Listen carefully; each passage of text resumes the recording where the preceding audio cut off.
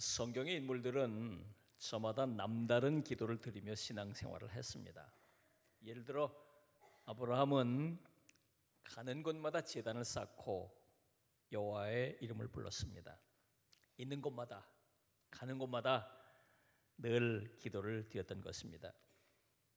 야곱은 인생의 위기를 만날 때마다 사력을 다해서 기도했습니다. 그리고 그 기도로 위기를 돌파해 나갔습니다. 모세는 40년 동안 광야에서 이스라엘 백성을 이끌면서 해결하기 힘든 문제를 만날 때마다 기도했습니다. 그리고 그 기도로 문제를 해결하며 광야 행군을 성공적으로 마칠 수 있었습니다. 다윗은 시와 노래로 찬양하며 기도했습니다. 기도 안에서 늘 찬양하며 주님과 영적 교제를 나누었던 것입니다. 여러분들은 어떻게 기도하고 있습니까? 여러분만의 남다른 기도를 드리고 있습니까? 자, 오늘 본문을 쓴 바울도 남다른 기도를 드리며 신앙생활한 대표적인 사람입니다. 특별히 오늘 본문은 바울이 에베소 교인들을 위해 드린 기도인데, 이 기도가 바울의 남다른 기도를 보여주는 대표적인 예 가운데 하나입니다. 특히 이 기도는 바울의 기도가 왜 남다른가를 보여줍니다. 바로 그 기도에 남다른 기도의 깊이가 있기 때문입니다. 우리는 오늘 본문을 살펴보면서 우리가 도달하기 쉽지 않은 기도의 깊이를 발견할 수 있습니다. 그러면서 우리가 기도할 때 생각해야 할 것들을 발견할 수 있게 됩니다. 우선 누구를 위해 기도하는가, 이런 점들을 생각하게 해줍니다. 오늘 본문은 에베소서의 일부입니다.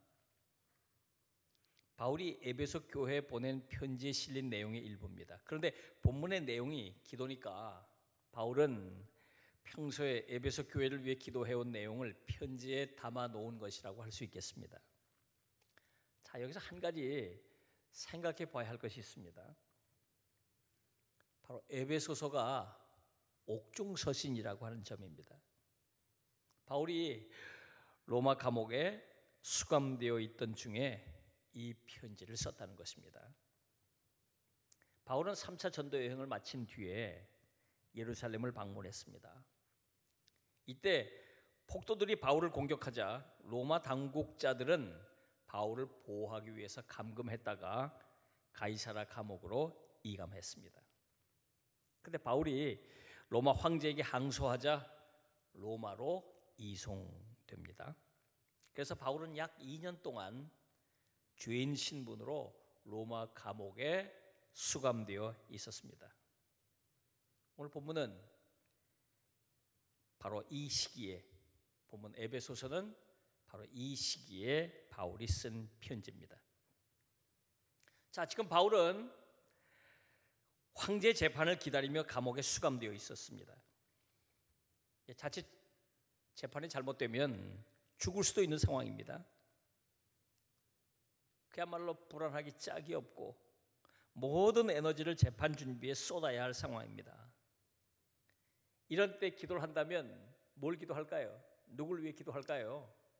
당연히 자신을 위해서 기도할 것이고, 또 이 재판 잘 되도록 기도할 것이고, 재판 결과에 대해서 하나님 앞에 간절히 기도하지 않을까요?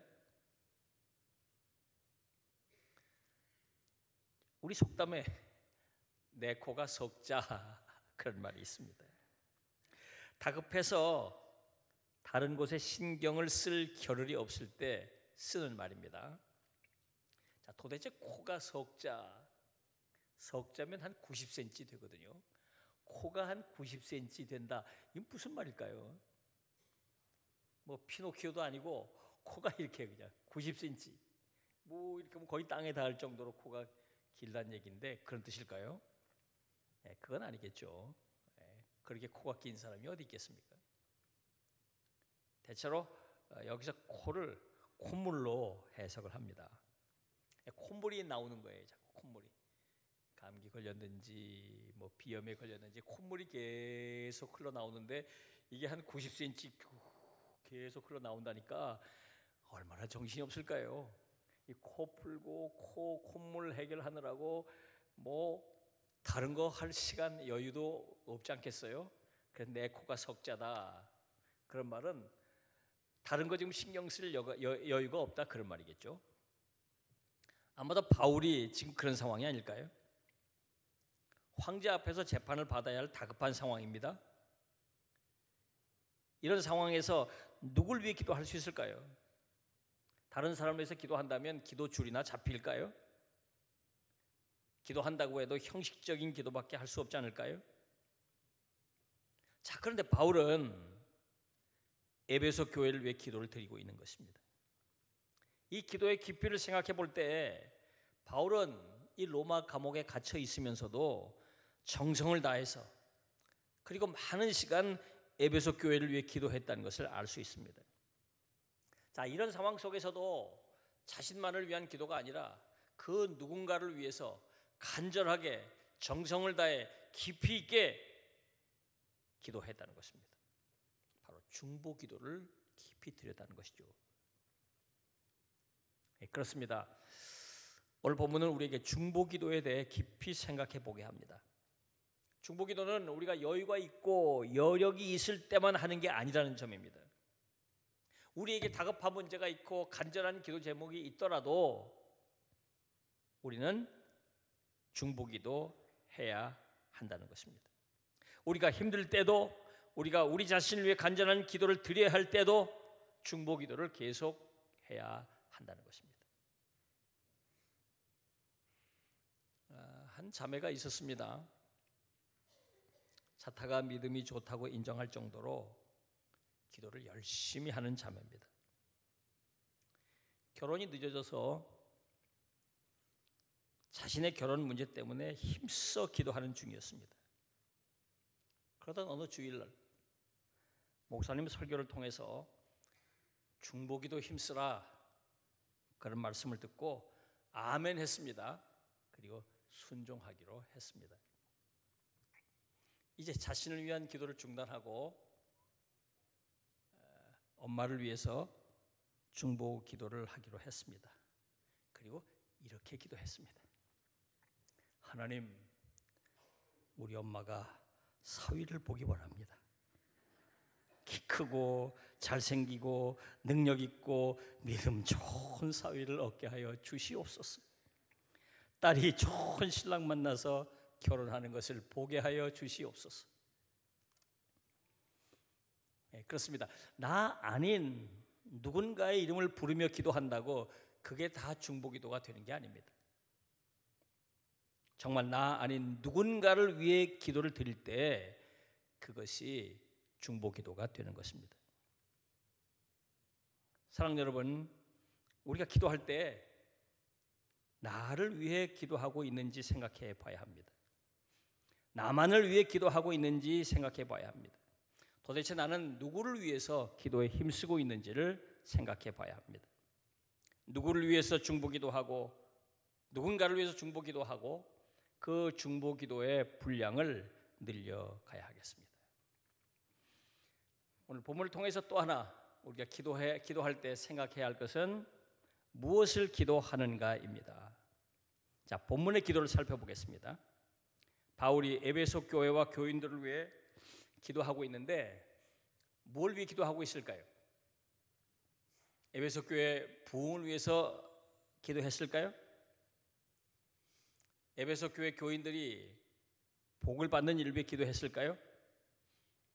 자, 오늘 본문에 주목할 만한 단어 하나가 눈에 띕니다. 바로 16절을 한번 보겠습니다.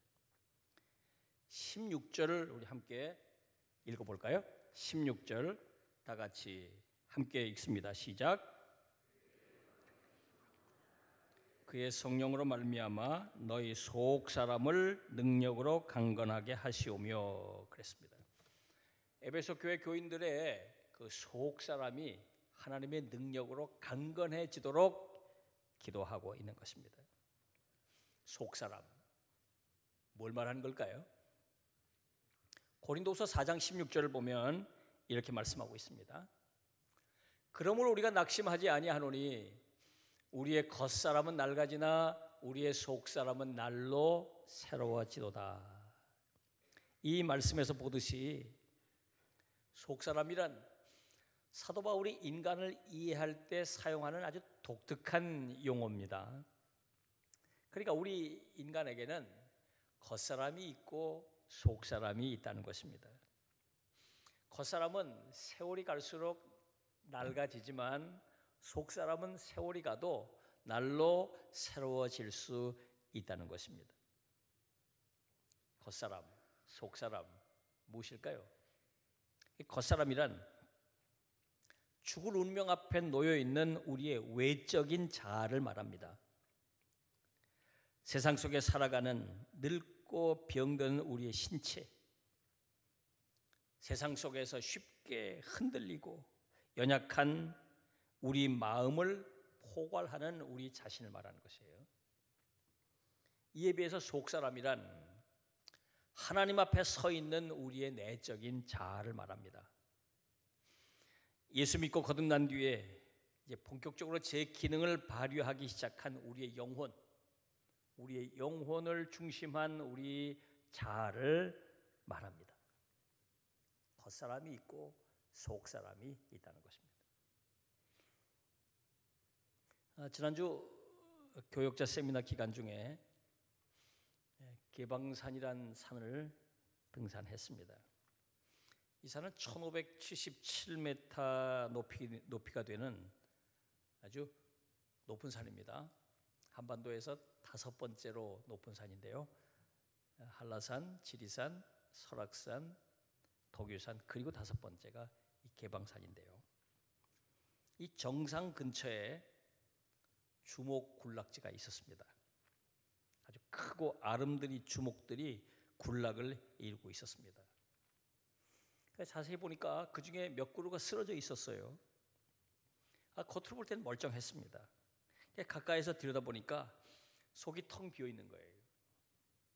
여러 가지 이유로 속이 비기 시작하면서 강한 바람을 이기지 못하고 그 좋은 나무가 쓰러져 버린 거예요. 참 아깝더라고요. 안타깝고. 여러분, 우리 그리스도인들의 신앙생활이 마찬가지입니다. 겉사람이 아무리 대단해 보여도 속사람이 강건하지 못하면 세상 풍파와 사단의 시험을 견디기 어렵습니다. 그래서 쓰러집니다. 그러나 속사람이 강건하면 어떤 풍파도 견뎌낼 수 있습니다. 속사람이 참 중요해요. 창세기 25장 이하를 읽어보면 이삭 이야기가 나옵니다. 이삭은 좋은 믿음의 부모 밑에서 신앙 훈련을 잘 받고 자랐습니다. 그래서 아주 속사람이 아주 강건합니다. 아버지 아브라함이 죽자 족장이 되어서 가문을 이끌게 됐습니다. 그런데 모진 시련의 광풍이 불어닥칩니다. 가뭄이 들었어요. 큰 시련이 닥쳤습니다. 더 이상 그 땅에 살 수가 없어요. 다행히 하나님의 은혜로 블레셋 사람들의 땅인 그랄로 이주해서 터를 잡았습니다. 가뭄을 모면하고 그 땅에서 잘 살 수 있게 됐습니다. 그런데 느닷없이 블레셋 왕 아비멜렉이 찾아와서 우리 땅이니까 이 땅을 떠나라고 그 땅에서 쫓겨납니다. 이주해야 했습니다. 그래서 사람들이 살지 않는 어느 한 골짜기를 찾아가서 터를 잡았습니다. 근데 문제는 이제 그곳이 광야고 건조한 곳이니까 우물이 중요하잖아요. 물이 없으니까 사람이 안 사는 거예요. 다행스럽게도 그곳에 우물을 팠는데 물이 나오는 겁니다.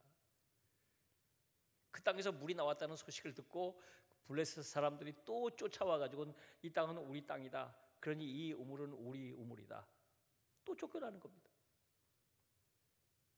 또 거칠고 메마른 사람들이 거주하지 않는 곳으로 옮겨서 그곳에 정착하면서 우물을 팠는데 또 물이 나오는 거예요. 이 소식을 들은 또 블레셋 사람들이 또 쫓아와 가지고는 내 땅이고 내 우물이다 행패를 부리는 겁니다. 이삭은 다 또 놓고 또 이주를 해야 했어요. 이렇게 참 끝없는 어려움과 시련을 겪으면서 힘든 세월을 보내야 했습니다. 그래서 성경을 자세히 살펴보면 이삭은 이렇게 여러 차례 인생의 풍파를 겪으면서도 흔들림이 없었습니다. 누구를 원명하거나 불평하지 않았습니다. 누구를 탓하거나 하나님께 따지려 하지 않았습니다. 묵묵히 견뎌냈어요. 잘 이겨냈습니다. 결국은 하나님의 은혜로 브엘세바로 와서 그곳에 우물을 파고 아주 하나님께서 주신 은혜 가운데 복을 누리며 풍성한 삶을 살게 됩니다. 저는 이 이야기를 읽으면서 이 이야기를 묵상하면서 이삭이야말로 정말 속사람이 강건한 사람이구나 하는 생각을 하게 됐습니다. 한두 번도 아니고 여러 차례 계속해서 불어오는 인생의 광풍을 맞으면서도 이삭은 쓰러지지 않고 굳건하게 그 모든 광풍을 이겨낼 수 있었습니다. 그 이유는 그 속사람이 강건했기 때문입니다. 오늘 본문에서 바울은 에베소 교인들을 위해 기도할 때 이 속사람이 강건하게 해달라고 기도를 드렸습니다. 당시 에베소에 불어닥친 거센 박해 가운데서 신앙을 지키려면 저들의 속사람이 강건해야 하기 때문입니다. 여러분, 이제 우리 기도를 한번 생각해 보겠습니다. 뭘 위해 기도하고 있습니까? 대부분 우리가 나 자신을 위해서 기도하거나 누군가를 위해서 기도할 때 겉사람을 위해서 기도하고 있지 않습니까? 몸이 건강하게 해달라는 둥, 마음이 평안하게 해달라는 둥, 공부 잘하게 해달라는 둥, 일이 잘 되게 해달라는 둥, 이런 것들을 위해서 기도하고 있지 않습니까? 자녀들 공부 잘해서 좋은 학교 들어가게 해달라, 좋은 회사에 들어가게 해주시고, 또 좋은 사람 만나 좋은 가정 이루게 해주시고, 등등등등 다 겉사람에 관한 것 아니에요? 여러분, 우리가 기도할 때 지금 뭘 위해 기도하고 있는지를 생각해 봐야 하겠습니다. 나를 위해 기도하고 자녀들을 위해 기도하고 교우들을 위해 기도할 때 무엇보다 우리는 속사람이 강건하도록 기도해야 하겠습니다. 그래서 어떤 상황을 만나도 믿음으로 승리하는 삶을 살 수 있도록 기도해야 하겠습니다. 여러분, 자녀들을 위해서 기도할 때 특별히 여러분 이 속사람이 강건하도록 기도하시기 바랍니다. 그리고 오늘 본문 이 기도를 살피면서 우리가 기도할 때 생각하게 되는 것 또 하나, 왜 기도하는가? 기도의 목적을 한번 생각해 보게 됩니다. 자, 본문을 묵상하면서 한 가지 의문을 갖게 됩니다. 왜 이 기도에는 에베소 교회의 현안 문제에 대한 기도가 없는가 하는 점이에요. 에베소 교회에도 시급한 현안 문제가 있었을 것이고 에베소 교회 교인들 가운데 바울의 기도가 필요한 사람들도 있었을 것입니다. 왜? 그런데 바울은 그런 기도는 하지 않았을까요? 에베소 교회는 바울이 3차 전도 여행 때 찾았던 교회입니다. 그리고 바울이 무려 3년이나 이곳에 머물면서 눈물로 목양을 했던 교회입니다. 그러니까 에베소 교회는 바울이 가장 오랜 기간 머물며 심혈을 기울여 사역했던 교회입니다. 그리고 이 에베소를 떠나면서도 영적인 아들인 디모데를 남겨두고 이 교회를 목양하도록 했던 교회입니다. 그래서 바울은 다른 교회와 비교할 수 없을 정도로 이 교회에 대해서 너무 잘 알고 있었습니다. 현재 이 교회의 문제가 무엇인지, 이 교회 교인들을 위해서 뭘 위해 기도해야 할지 잘 알고 있었습니다. 그런데 그런 기도를 드리지 않고 있어요. 왜 그랬을까요? 자, 에베소서를 세밀하게 읽어보면 짐작할 수 있습니다. 에베소서에는 다른 편지와는 달리 에베소 교회에 현안 문제에 대한 말씀이 없습니다. 대신 교회의 본질에 대한 말씀이 가득합니다.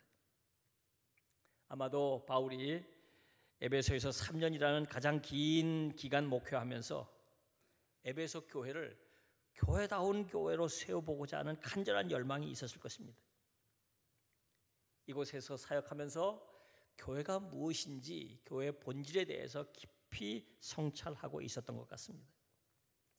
그래서 에베소 교회를 목회하면서 에베소 교회가 지금 겪고 있는 현안의 문제보다도 에베소 교회가 교회다운 교회가 되도록 교회의 본질의 문제에 대해 깊이 기도드리고 있는 것입니다. 자, 이렇게 볼 때 바울은 에베소 교회를 위해 기도하면서 마음속에 기도하는 목적이 분명했다고 할 수 있습니다. 지금 당면한 문제를 해결하는 것에 초점을 맞춘 기도가 아니라 에베소 교회가 교회다운 교회가 되는 일에 초점을 맞춘 기도를 드리고 있는 것입니다. 이건 교인들을 위한 기도도 마찬가지입니다. 에베소 교인들을 위해 기도하면서 고린도전서, 고린도후서에서 볼 수 있는 교인들이 당면하고 있는 문제에 대한 기도를 드리지 않았습니다. 대신 에베소 교회 교인들이 교인다운 교인이 되도록 하는 보다 더 깊은 기도, 다시 말해 본질적인 목적으로 기도를 드리고 있는 것입니다. 여러분, 우리가 기도할 때 왜 기도하는지 생각해 볼 필요가 있습니다. 어떤 목적을 가지고 나는 기도하는지를 생각해 볼 필요가 있습니다. 물론 다급한 현안 문제를 위한 간구도 드려야 되겠죠. 그러나 거기에 머무르지 말고 본질의 문제에 대한 기도도 드려야 하겠습니다. 예를 들어 우리 교회를 위해서 기도할 때 우리 교회가 지금 당면하고 있는 여러 가지 문제들, 과제들, 그걸 위해서 물론 기도해야 되겠죠. 그러나 거기서 기도가 머물러서는 안 됩니다. 한 걸음 더 나가서 교회의 본질에 관한 기도를 드려야 돼요. 우리 교회가 교회다운 교회가 될 수 있도록, 하나님 기뻐하시는 교회가 될 수 있도록 기도해야 합니다. 우리가 누군가를 위해 기도할 때 나 자신을 비롯해서 우리 자녀들을 비롯해서 우리 교우들이나 누군가를 위해서 기도할 때 지금 그들이 겪고 있는 당면 문제를 위해서 간구해야 되겠죠. 그러나 그 기도가 거기서 머물러서는 안 됩니다. 한 걸음 더 나가서 정말 그들이 그리스도인다운 그리스도인이 되도록, 하나님이 기뻐하시는 그리스도인이 될 수 있도록 기도해야 합니다. 오늘 19절을 보면 바울이 이렇게 기도하고 있습니다. 하나님의 모든 충만하신 것으로 너희에게 충만하게 하시기를 구하노라. 에베소 교인들이 하나님으로 충만한 교인들이 되길 기도하고 있는 것입니다. 그들이 지금 겪고 있는 그런 문제보다도 더 본질적으로 에베소 교인들이 정말 하나님으로 충만한 교인들이 되게 해달라고 기도하고 있는 것입니다. 자, 여기서 충만이란 어떤 상태를 말하는 걸까요? 충만이란 뭘 말하는 걸까요? 하나님으로 충만하다, 그건 뭘 말하는 걸까요? 자, 지금 여기 물컵이 있습니다. 이 안에 물이 있는지 없는지 여러분은 안 보이니까 잘 모르겠죠, 그죠? 다만 저게 손에 들려 있으니까 물이 있을 거다 추측만 할 뿐이지 안 보이니까 모르잖아요. 이 컵이 비어 있으면 비어 있는지 모르고 반쯤 차 있는지 모르죠. 왜? 안 보이니까. 안에 담겨 있어서. 언제 보일까요? 언제 알 수 있을까요? 아구까지 꽉 차가지고 흘러 넘치면 그때 보인다 그 말이에요. 아, 물이 꽉 차서 흘러 넘치는구나. 저 안에 물이 담겨 있구나. 그제서야 그걸 볼 수 있는 것이죠. 바로 충만은 그런 상태를 말하는 것입니다. 여러분, 우리 안에 하나님이 계시죠. 우리가 예수를 영접했다 그러면 주의 영이 우리 가운데 거하시는 것입니다. 근데 우리 안에 거하시는데 이게 충만하지 않으면 보이지 않아요. 사람들이 몰라요. 하나님의 영으로 우리가 충만하고 하나님으로 충만하지 않으면 하나님을 믿어도 세상 사람들이 밖에서 저 사람이 예수 믿는지 안 믿는지 모른다 그 말입니다. 안 보이니까 몰라요. 그러나 주의 영으로 충만하면 우리 안에서부터 하나님의 기운, 성령의 역사, 성령의 능력들이 밖으로 드러납니다. 세상 사람들이 볼 수 있게 되는 것이죠. 사도 바울은 에베소 교인들이 그렇게 하나님으로 충만한 삶을 살 수 있도록 그들이 하나님으로 충만한 사람들이 되도록 지금 기도하고 있는 것입니다. 우리가 누군가를 위해서 기도할 때 그리스도인다운 그리스도인, 정말 하나님으로 충만한 그리스도인이 되도록 기도해야 합니다. 일찍이 파스칼은 이런 말을 했어요. 인간의 마음 속에는 하나님께서 만들어 놓으신 공백, 빈자리가 있다는 것입니다. 마치 컵 안에 빈 공간이 있는 것처럼 하나님께서 공백을 만들어 놓으셨다는 것입니다. 그래서 사람들은 늘 이 공백을 채워야 하는 갈증을 느끼며 살도록 만드셨다는 것입니다. 사람들은 뭔가 그 안에 채우기 위해서 안간힘을 다하면서 살게 되죠. 어떤 사람은 돈으로 돈이 많으면 부자가 되면 그 공백이 채워질 줄 알고 돈을 버는 일에 몰두합니다. 어떤 이들은 명예를 얻으면 그 여백이 채워질 줄 생각하고 명예를 얻기 위해서 안간힘을 쓰죠. 어떤 이들은 또 지식을 많이 쌓으면 그 공백이 채워질 것처럼 생각하고 공부를 열심히 합니다. 어떤 분들은 또 쾌락으로 그 공백을 채울 수 있을 것 같아서 쾌락에 몸을 던져보기도 합니다. 그러나 그 공백은 그런 것들로는 채워질 수 없는 것입니다. 그런 것들로는 채워질 수가 없는 것이에요. 그래서 돈을 많이 버는 부자들도 여전히 그 영적 갈증을 느끼게 되는 것입니다. 유명한 유명인이 됐다고 해도 여전히 그 영적 갈증을 느끼게 되는 것입니다. 공부를 많이 해서 정말 모두가 대단한 지식인이라고 추앙할 정도의 지식을 쌓았다고 해도 그 영적 공백은 여전해서 영적 갈증을 계속 느끼게 되는 것입니다. 시편 107편 9절을 보면 시인은 이렇게 노래하고 있어요. 그가 사모하는 영혼에게 만족을 주시며 줄인 영혼에게 좋은 것으로 채워주심이로다. 하나님께서 채우신다는 것입니다. 빌립보서 4장 19절을 보면 나의 하나님이 그리스도 예수 안에서 영광 가운데 그 풍성한 대로 너희 모든 쓸 것을 채우시리라. 인간의 마음의 공백은 오직 하나님으로만 채울 수 있다는 것입니다. 그럴 때 영적 갈증은 해소되고 영적인 만족을 누릴 수 있다는 것입니다.